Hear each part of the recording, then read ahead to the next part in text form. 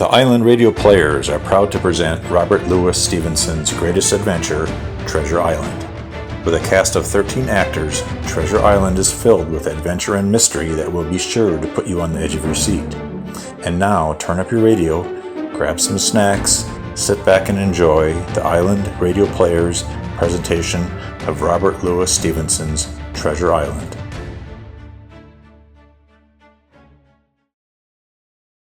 I take up my pen in the year Grace 17. My father and my mother kept the Admiral Benbow Inn of Black Hill Cove. I will never forget the old seaman who came to our inn one day, looking for lodgings. He was a terrible man who had a scar across one cheek and had black, broken nails. He came up to our door and banged on it with his cutlass. Open the door, you landlubbers, or I'll break it down. Can I help you, sir? This looks like a handy cove in a pleasant situated grog shop. Much company, young man? No, sir. Too bad, though. Wish we had more. Good. Here's what I want, then. A room that overlooks the sea and a glass of rum with bacon and eggs. You tell me when that bag is empty, you hear me? Yes, sir, but what are we to call you? Captain will do me fine. And lad, do you see this here silver fourpenny? Yes, sir, I do. Well, if you keep your eyes open for a seafaring man who has but one leg, I'll give this to you. You understand? All right, Captain. He stayed on with us long after. Every day he would go up on the cliffs with a brass telescope to his eye, scanning the horizon for any ships that might be sailing. I was setting the table for the captain one day when the door opened and in stepped a seaman who had 2 missing fingers on his right hand. Excuse me, boy. Yes, sir. Are you setting this table for me, mate, Billy Bones? Oh, you mean the captain, sir? Would we call the captain for sure? Where is he? He'll be back, sir. 15 men on a dead man's chest. Yo-ho-ho, and a bundle of black dog. You're right, Billy. Black Dog has come to talk business with his old shipmate. Boy, fetch us some rum, and when you're done, stay out of sight. I don't want you listening in on our conversation. I poured them their rum and went back into the cellar. For a while, as I tried to listen in on their conversation, their voices were low. Then, suddenly, they got louder. Where is it, Billy? Where's the map? Give it to me. No, I won't. If it comes to swinging, then swing, says I.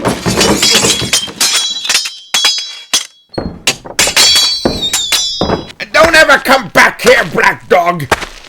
Jim! Captain, are you wounded anywhere? I need another glass of rum, Jim. All right, Captain. What's going on here, Jim? It's the captain, Doctor. Is he wounded? Wounded? No, Jim. The man has had a stroke. Now listen to me, Jim. I want you to keep him away from any rum. Any more drinking can kill him. Got it? Yes, Doctor. Where is he? Where is he? Where is Black Dog? Black Dog? There's no Black Dog here. Now listen here. If you keep drinking anymore, you'll die. That way, people won't have to deal with you anymore. Take those words back, you scoundrel! If you don't put away that dagger immediately, upon my soul you'll hang for committing a murder. Hear this, not only am I a doctor, I'm also a judge. Let those words sink into your mind. Jim, help me get this man up to his bed. The doctor and I carried the man upstairs to his bed. The next morning, the captain was awake.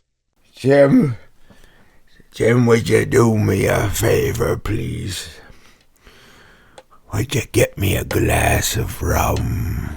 One moment, please.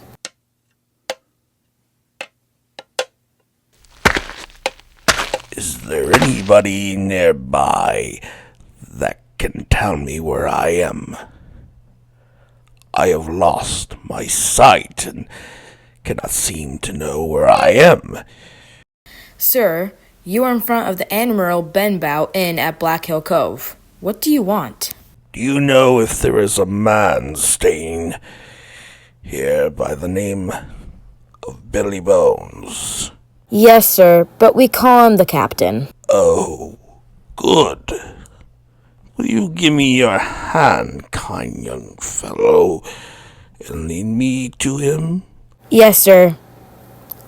Sir, you're hurting my arm! If you don't march me up to the captain, I'll break your arm in two.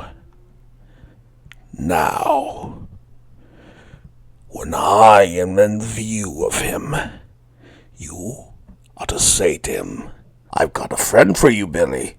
Now move. I've got a friend for you, Bill. Blind Pew? Don't move, Bill. Whenever you move, I can hear you. Even a finger. Boy, take his right hand and bring it closer to my left. That's done.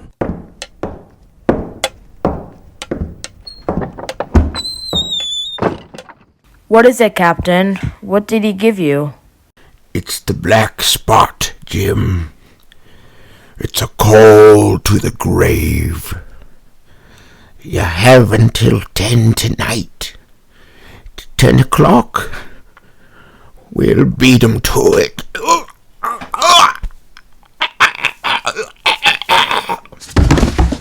Captain? What's going on here, Jim? Why is there a dead man in here? There's no time to explain, Mother. Do you see that sea chest over there in the corner? The pirates will come back for it. We've got to look inside of it.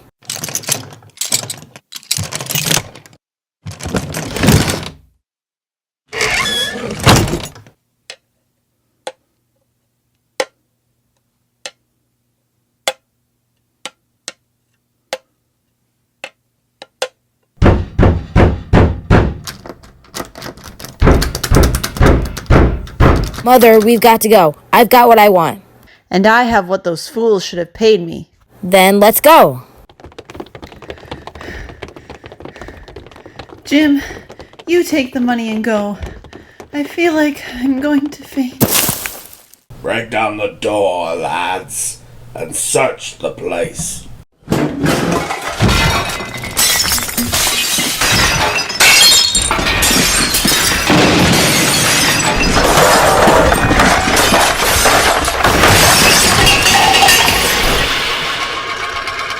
Pew! Someone's been here before us. He's opened the chest. Is Flint's map there? No, and the money's gone too. Curse the people of this inn. I should have put the boys' eyes out while I had the chance. Where are you going? We're getting out of here, Pew. And leave old Pew hanging in the dust? Come back here! Come back here, you cowards! You can't leave me here! Curse you! Curse you!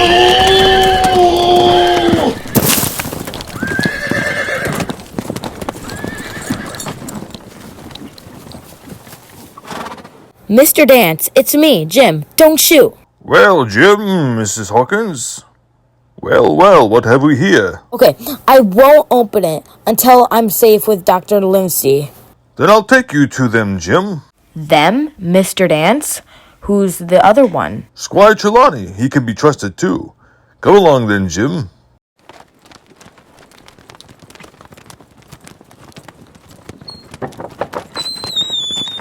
Jim, is that you?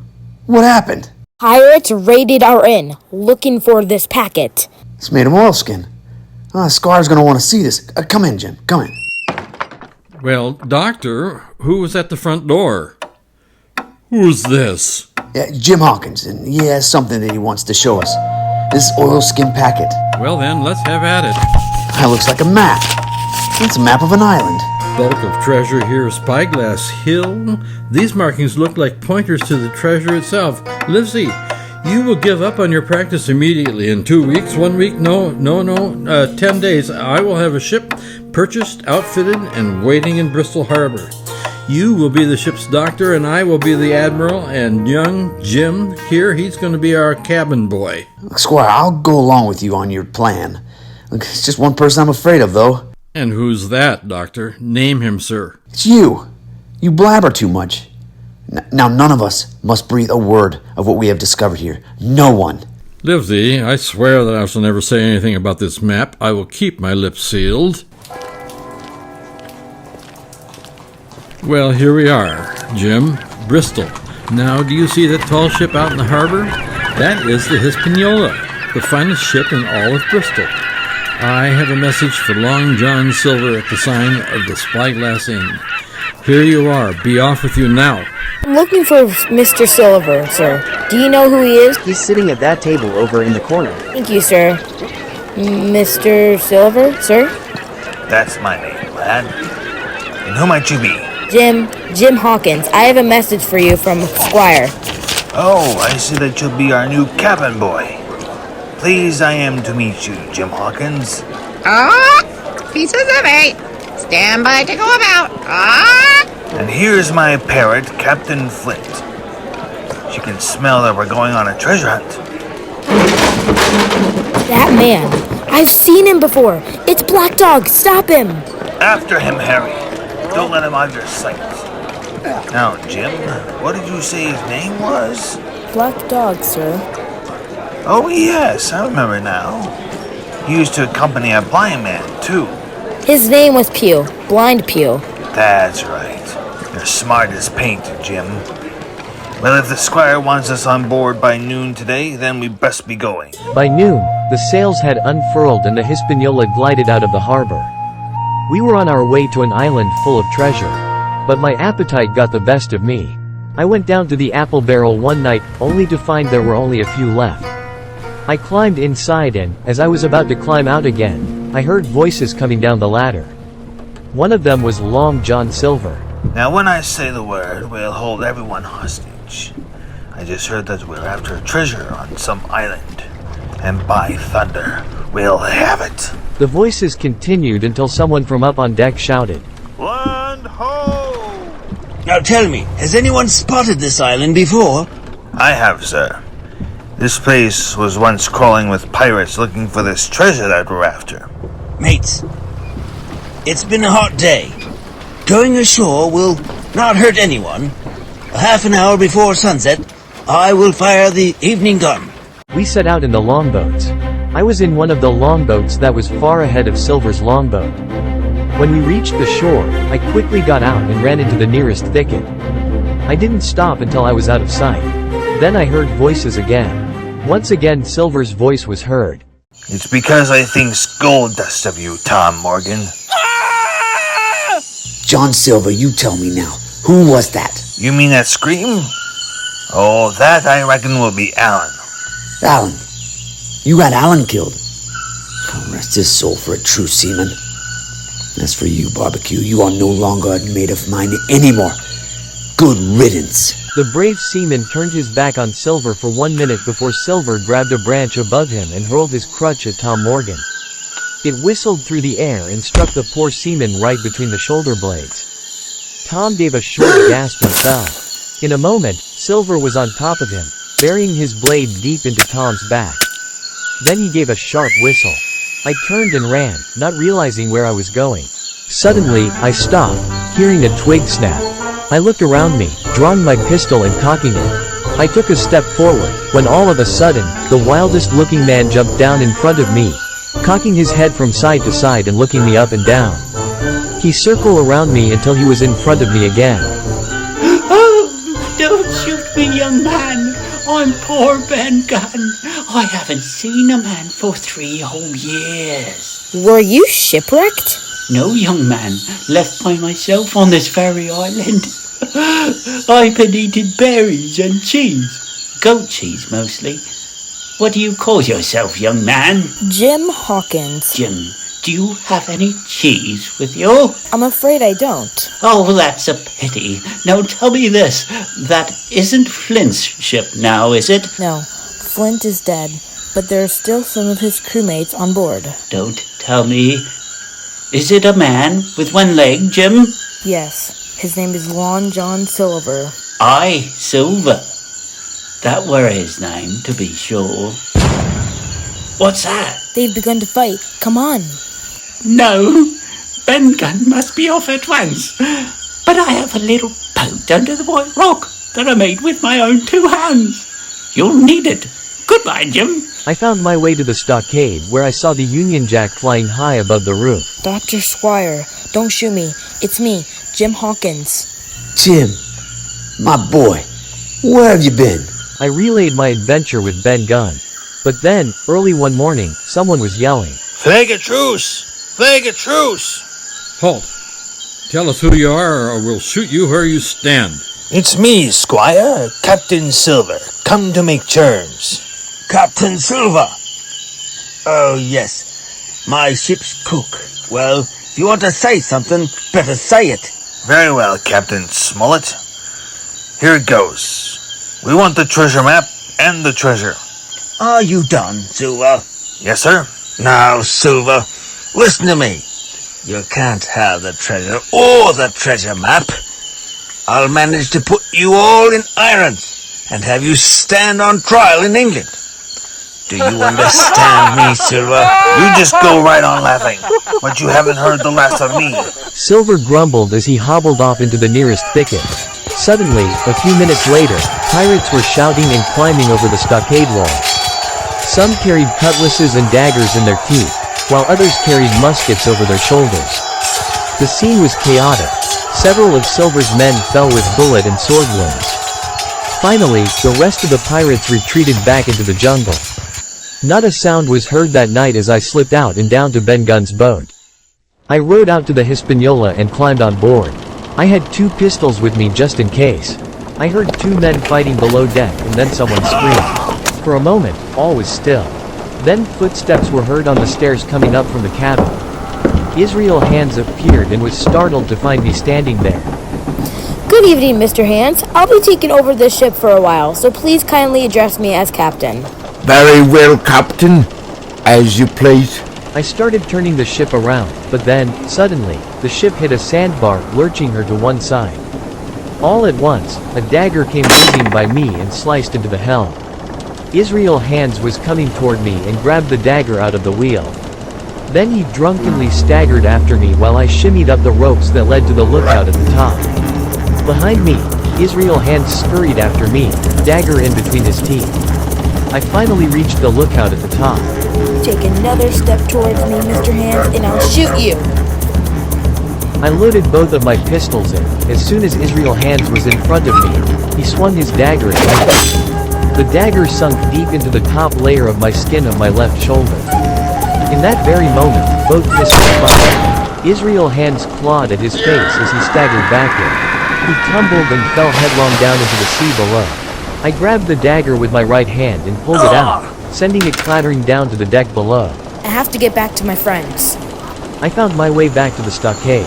The sound of snoring reached my ears. As soon as my foot stepped on a creaky board, the sharp voice of Silver's parrot pierced through the darkness. Ah! Pieces of 8! Ah! Who goes there? Someone bring a torch. Oh, it's Jim Hawkins. Glad to see you, Jim. Where are my friends, Silver? Now, don't get excited, Jim. They deserted you. Do you want to know who started all of this, Silver? It was me. I sat in the apple burial that night while the watchman sighted land. I overheard you talking to some of your shipmates about mutiny, and now the Hispaniola is now beached with the Union Jack fluttering in the breeze. You two have his throat to say that. He's disgraced the Jolly Roger. You'll tear out no one's throat, George Mary. This boy's under my protection. Excuse us, Barbecue, but we want to talk to each other in private for a couple of minutes. Jim, are you willing to stand by me and fight? Yes, sir. Good. Then take this pistol and be ready for any trouble. They're coming back. Well, gentlemen, Don't just stand there. If you got something for me, come forward and say it. Arrgh, there you go, barbecue. Ah, the black spot, eh? What's this written here? Deposed. Well, I see that one of you went and tore this page out of a Bible. We don't want you for Captain Barbecue. That's the end of it. Oh, really? Maybe this will change your mind about that, then. It's Splint's map, sure enough. I say we keep Silver as captain now. What do you say to that? So that's it, eh? You still want me for captain, do you? Well, it's almost dawn, so let's not waste any time, boys. So, we set off through the jungle. Suddenly, one of the men cried out in fear, pointing down to a skeleton of a man. The bones were positioned very oddly with the hands pointing above his head. These bones are pointing us in the right direction of the treasure. 15 men on a dead man's chest. Yo ho ho, and a bottle of rum.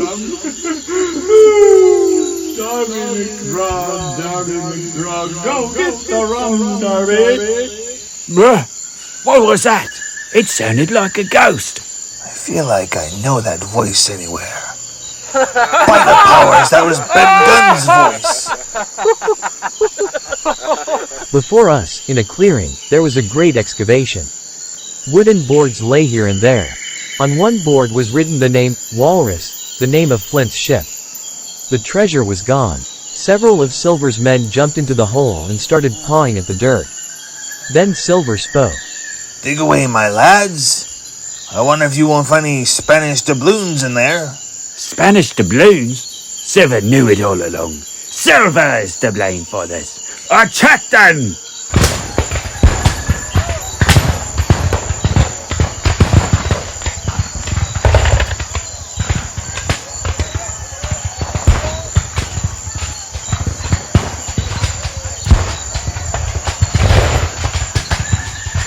Well, Ben Gunn, I knew it was you all along.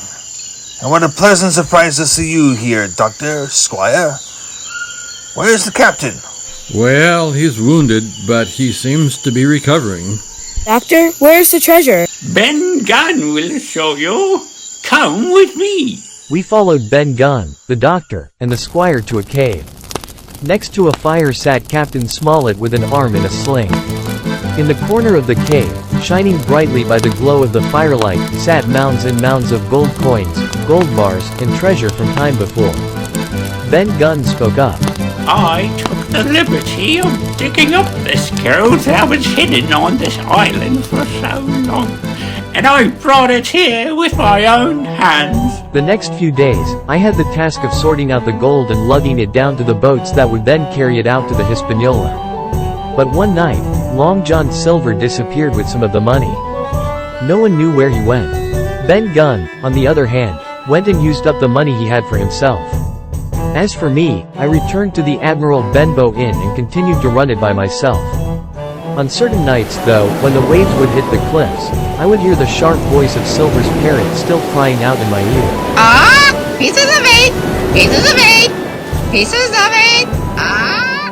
You have just listened to the Island Radio Players presentation of Treasure Island. Featured in the cast are Matt Hoffland as Billy Bones, Israel Hands, David Craig as Squire Trelawney, Luke Wilson as Jim Hawkins, Justin Craig as Long John Silver, Dirk, Mr. Dance, Cindy Rasmussen as Silver's Parrot, Paul Carlson as Black Dog, Blind Pew, Jonathan Shaw as Ben Gunn, George Mary, Valorie Brecht as Mrs. Hawkins, and Clark Hilty as Dr. Livesey, Tom Morgan. Also included in the cast is Jim Rasmussen as Captain Smollett, Ben Brecht as crew member number 1, Ken Neckar as crew member number 2, and Paul Skelton as crew member number 3. We hope that you enjoyed this radio presentation of Robert Louis Stevenson's Treasure Island. Tune in next time as we bring you another exciting adventure that is filled with mystery and suspense, as Sherlock Holmes tackles the biggest, the meanest, and the most terrifying mystery of his life, the Hound of the Baskervilles. I'm your host, Randy Reek. Thank you for listening.